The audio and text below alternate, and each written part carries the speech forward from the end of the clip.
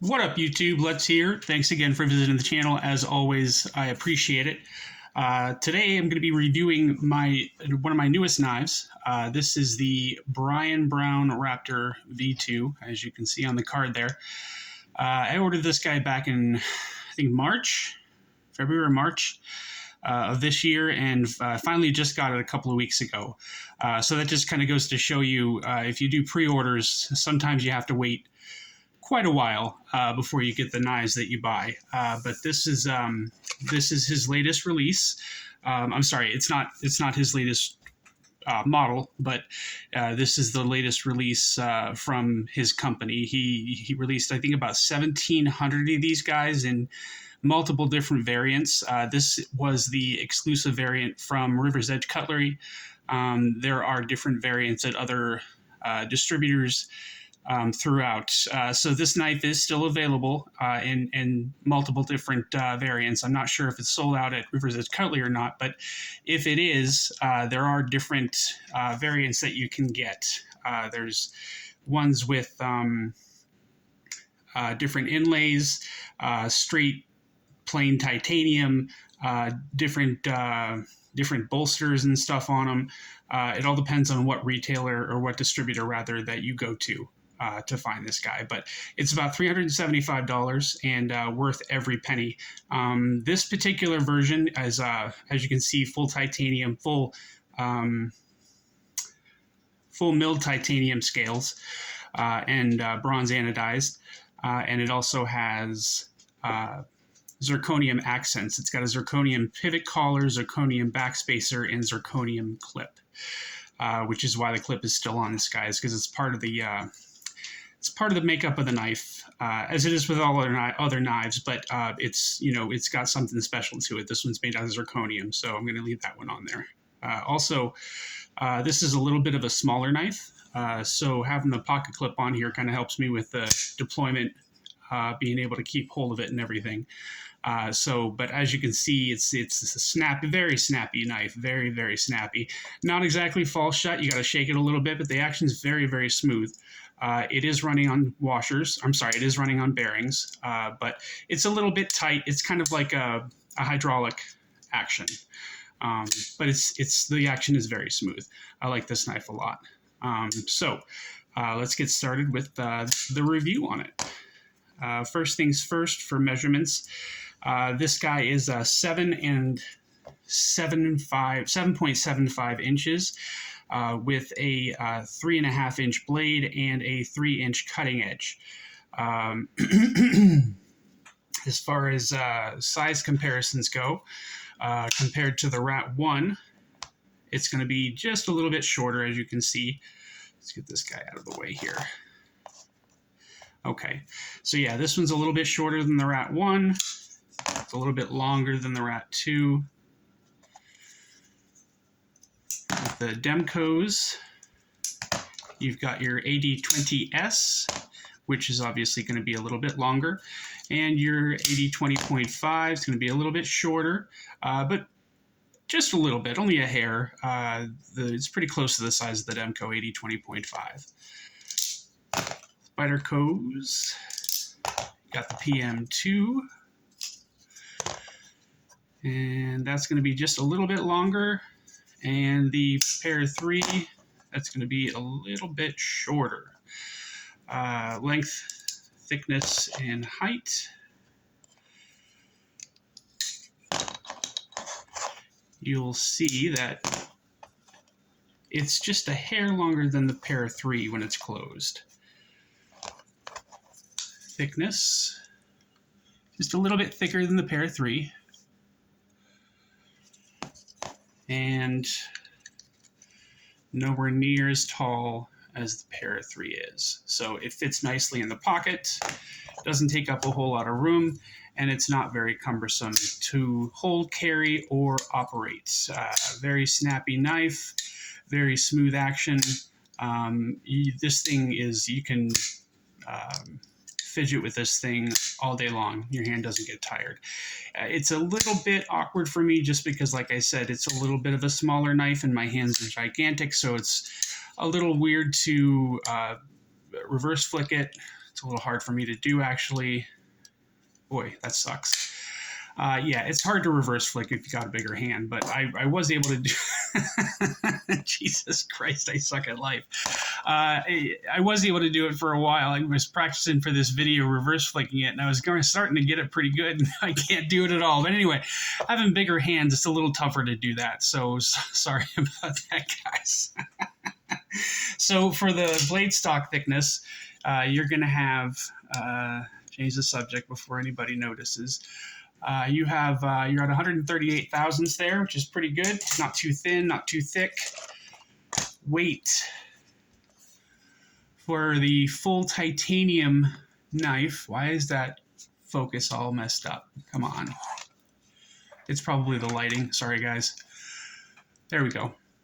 All right, so you've got 3.5 ounces. Let's see with the pocket clip.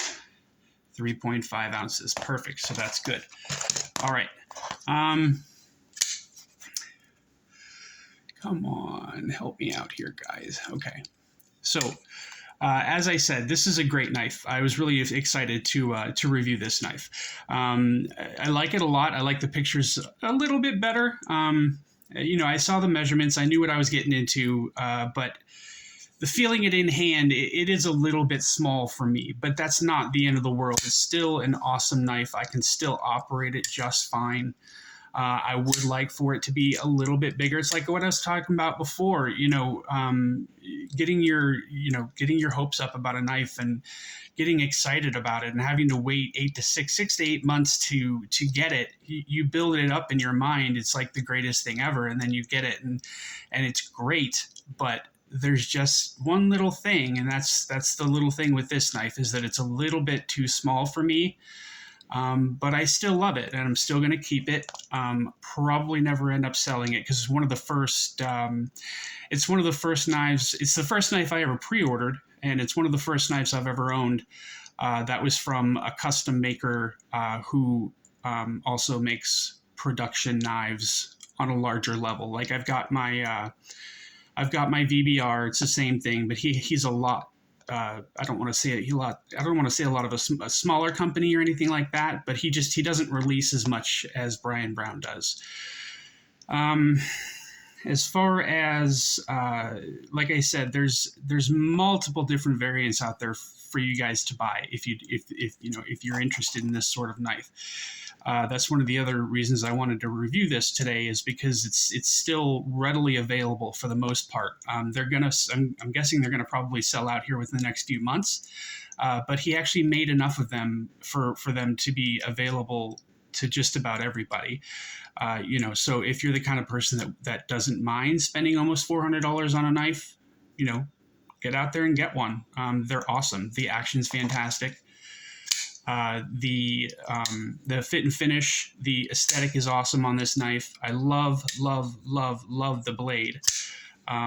It's kind of like a drop point, but it's also kind of like I don't know if you'd call that a modified spear point or something like that. But this is just a really cool blade shape for me. I'd say the blade on this knife is a 10. The handle's about a 7, if that makes sense.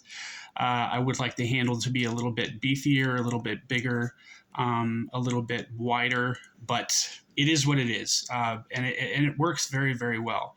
It's got his initials here in the relief, like he always does. A nicely milled pocket clip here. Very, very minimal hardware. You've got a T8 on the pivot. I'm sorry, a T10 on the pivot, and everything else here is a T10. I'm sorry, T8. I'm talking all over the place tonight, guys. I'm sorry. So T10 for the pivot, T8s for the body screws, and it's minimal hardware. There's only screws on one side of the knife. The other side, there's no exposed hardware at all, which I think is pretty cool. The scales themselves are milled out quite nicely. The back spacer, you've got just a little bit of a rise here, a little bit of a lip on the back spacer that might look like a flaw or an error, but he made it that way on purpose. Every single one of the knives looks just like this. So the back spacer is not supposed to be flush with this knife. You've got a little bit of a choil here. Hard to say that that's a finger choil because it seems too small to me to be a finger choil, but you can absolutely choke up on this knife and get your finger into that little choil area without risking cutting yourself. And this knife is pretty nice. This spot is pretty nice to put your thumb in, get a little bit of control on the blade. So that's really nice as well. The coating on this blade is fantastic. What's the word? The bronze. Oh my God, I hate it when this happens. I'm so stupid. I'm sorry, guys.